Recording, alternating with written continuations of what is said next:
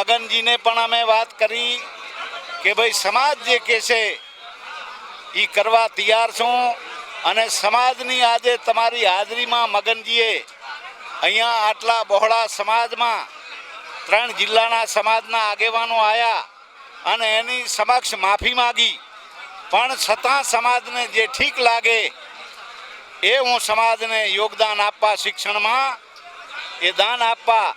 1,51,000 રૂપિયા એ શિક્ષણમાં દાન આપ્યું છે અને સાથે સાથે માફી માગી છે। જે મારા ઘરે લગ્ન પ્રસંગ હતો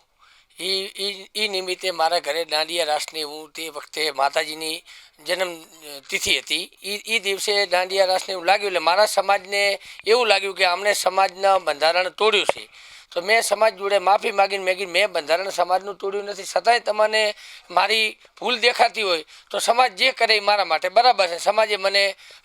1,51,000 રૂપિયા શિક્ષણ પ્રત્યે છોકરીઓને આપવાનો મને દંડ કર્યો અને એ સર્વને માટે આખી સમાજે સ્વીકારી અને આ બધું અમારે સુખ શાંતિથી સમાધાન કર્યું।